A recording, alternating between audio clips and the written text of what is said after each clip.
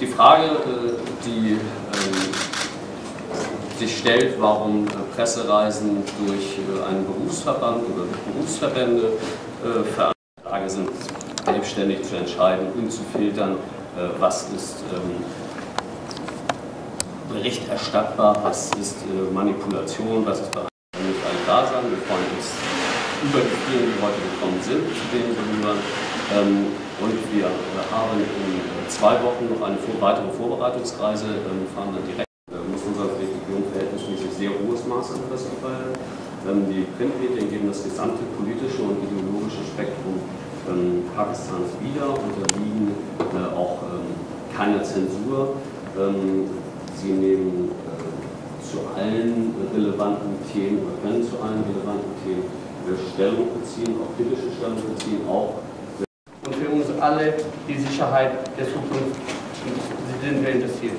Wir werden also in einer Woche, wie der Herr Sam auch angesprochen haben, ist schon erste Journalistenreise schon nach Pakistan geplant. Da sind Kollegen vom NTV, N24. Thank you very much for coming this afternoon. And I would like to say thank you to the Deutscher Pressverein for organizing this get-together here at Hotel Kempinski for us. We can have a discussion also on some of the issues that are of interest to you, which we feel. Arabian Sea, which is about 1,000 kilometers of coastline. So, as I said, that this is a very important region, and we are right in the center, which makes it perhaps the oldest civilization, human civilization. Research is going on, but this is a very interesting discovery of the Mehrgarh region. And again, this is the landscape of Pakistan. We have everything from we'll see the glacier. And then the river Indus. This is the mighty Indus, which perhaps you know that it rises in Tibet and comes down right through the heart of Pakistan and flows out into the Arabian Sea. And this is 3,200 kilometers long river, which is a very important river. In terms of population, Pakistan is the 6th largest country in the world. We are 170 million people in Pakistan today, and among Muslim countries, this is the 2nd largest after Indonesia. Lahore, you see that the structure on the left, this is the Government College Lahore. This was set up in 1864, and we have similar buildings in Lahore. In one city, we have more than 10 colleges which are more than. Yeah, this is the Punjab Pass. This is the pass that leads the border, the Karakoram Highway from Pakistan going to China. And while the Punjab Pass is the highest point in the world where you can take a 4-wheeler, and it's like just over 6,000 meters. And if you took the car, or an idea that this is, and that is cotton, we are the 4th largest producer of cotton in the world, and we are the 5th, you can see that we are the 5th largest producer of milk in the world, very rich agriculture country. Yeah, well, you know what this is. This is footballs every year, and we are the biggest exporter to your country, to Germany, our hand-stitched footballs. This is the mobile phone. I think everybody has a mobile phone today. I'm sure everybody has. And at the moment, there are more than 20 United Nations peacekeeping operations throughout the world. But the important thing to note is that Pakistan has been, for the last several years, the largest contributor to the United Nations peacekeeping force around the world, whether it is in Africa or in the Caucasus, which I thought would be of interest to you to get to know the country. It's different sides.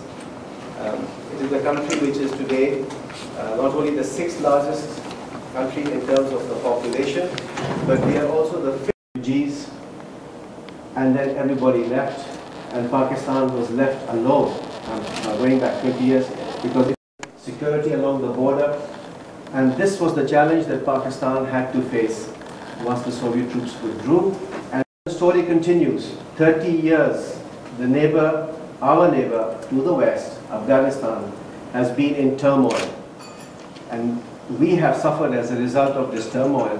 And you can imagine when you have a neighbor in turmoil for 30 years, it does impact. Almost 2,600 kilometer border, had to face the consequences of a bleeding neighbor whose structures and the country who was sort of in great trouble in every sense, political, security, economic. And we have more posts. These are border posts. We have more than 100,000 troops along the border with Afghanistan, in which there are more than 850 border posts to stop the cross-border. On the ISF NATO side, you will see that we have about 100. It's not indicated. Yeah, I think it's 112 border posts that are on both sides along this very long border, 2,600 kilometers. Some of it's very, very difficult. Those who have flown in the region will know that it's almost next to impossible. The mountains, ranges, and other things passes.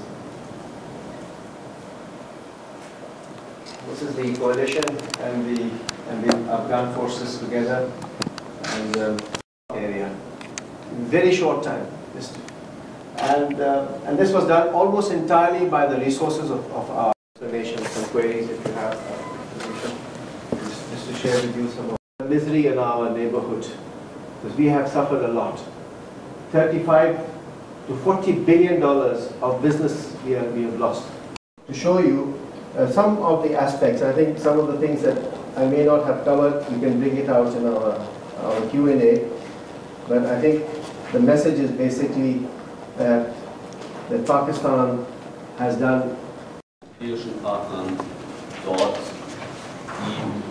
die späteren Lehrer, Dozenten anlernen, zusätzlich mit ausbilden.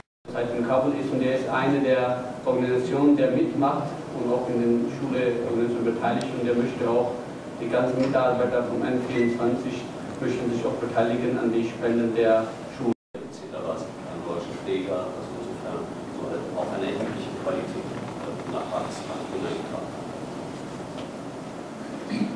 I would like to address a question to the facilities with the European Union.